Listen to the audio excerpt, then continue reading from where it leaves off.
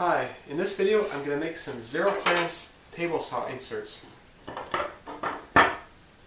So I have several inserts already. This one I use with dado blades, this one with 7 1/4 inch blades.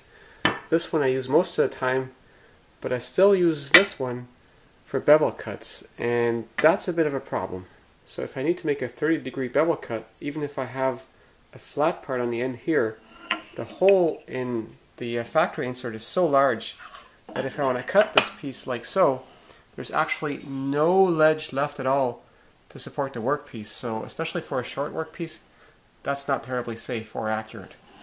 So I want to make an extra insert that I can just use for bevel cuts, and I won't care about chewing it up a little bit. So the common wisdom seems to be to take one of these inserts, glue it onto a piece of wood with some carpet tape, and then use one of these pattern following bits to copy the shape. I'm not a particular fan of that because when you look at one of these inserts, it doesn't actually fit that tightly to begin with, so I'd rather not copy that shape. I'd rather my insert be a little more precise than the factory made one.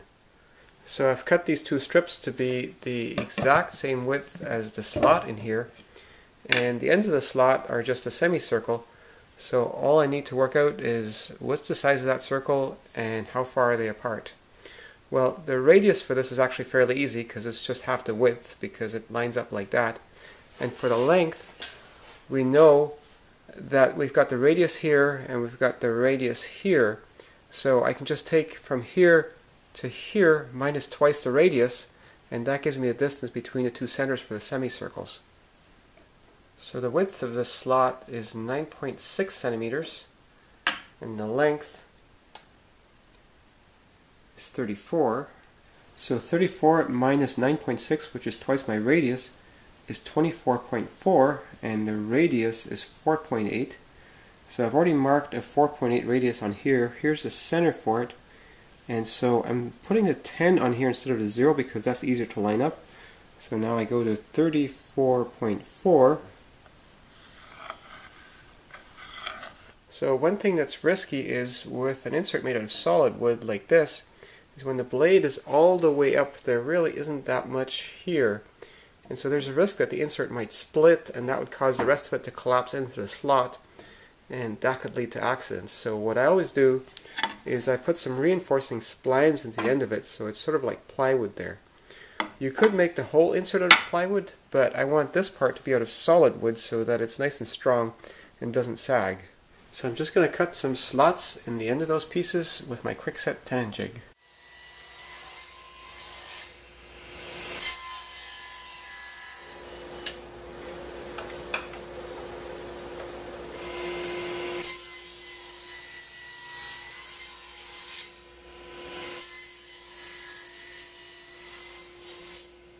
So now I need to cut some splines that fit exactly into this gap here, so just checking that with the calipers. It's the same as the saw curve. And now checking that, setting the fence the right distance from the blade. If you have a zero clearance insert, you can cut these with a fence like that because there's still material here to support the workpiece. There is a good chance that the workpiece is going to shoot out like this once it's cut, but it's very light and you just stay out of the way.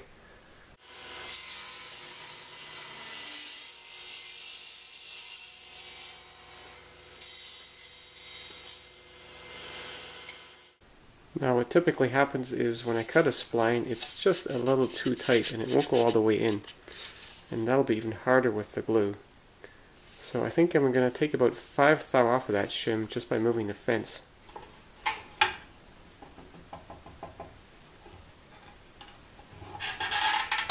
That's about 1/5 thou on the dial indicator.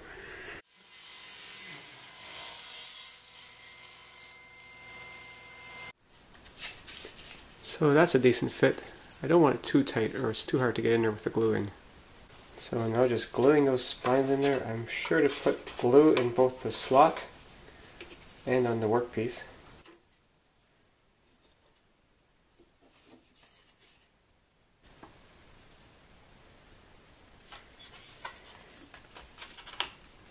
Now there's a little bit of flex in here, so just to make sure everything really bonds, I'd like to put some clamps on the end of the slot.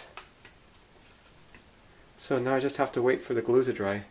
People sometimes ask what kind of glue I use. Well, I just use ordinary yellow glue. It doesn't really matter what brand it is. This one's Lepage, this one is from Home Hardware. It's all the same stuff. It's stronger than the wood. It's sort of like, what soap do you use? Well, if it does the job, it doesn't matter.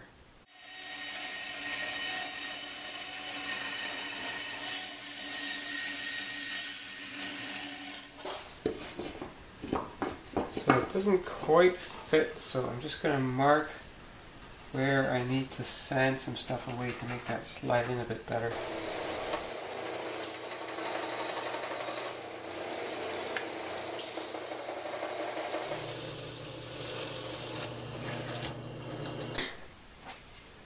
Now to cut the initial slot, the thing to do is to raise the spinning blade through the insert. Except the blade doesn't actually go down deep enough for me to put the insert in here. So what I've done in the past is to put the insert in here and then fix this exactly over the insert and then raise it into it. But that doesn't work for a bevel cut. So this time around I'm going to take the blade out and put a different set of saw blades in, a much smaller set, and then those ones can retract far enough so that I can raise the spinning blade through the insert while it's in place. I'm using these smaller 7 1/4 inch blades to give me enough clearance, but these blades are actually thinner than the regular saw blades, so I actually stack 2 of them to make sure I get a kerf that's at least as thick as my regular saw blade will make. Now before I do the bevel cut, I want to make sure this is exactly flush with the surface, because the bevel cut of course is affected by that. In the past I'd leveled my inserts just by making them thick enough and then cutting away at it until it rested on these things just right. But what I find is there's always a bit of sawdust accumulating on these.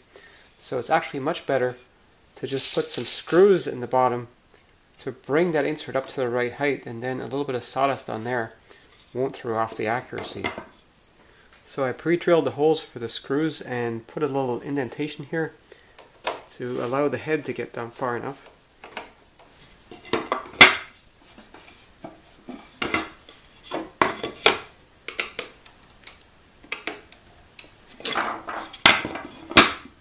Well, that's flush now.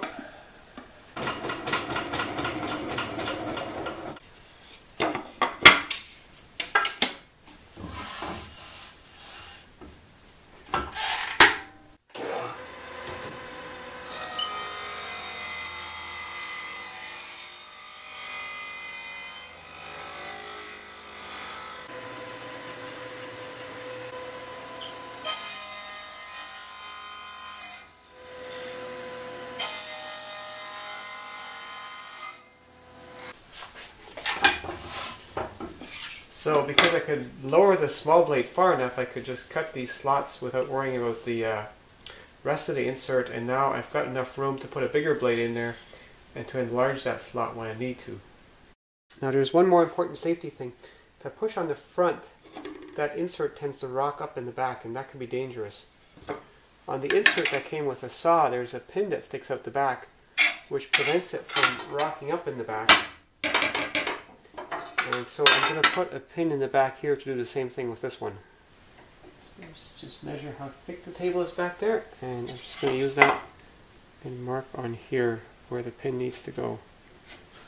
So I pre-drilled a hole, and I'm going to use a cut-off nail and just drive it in there.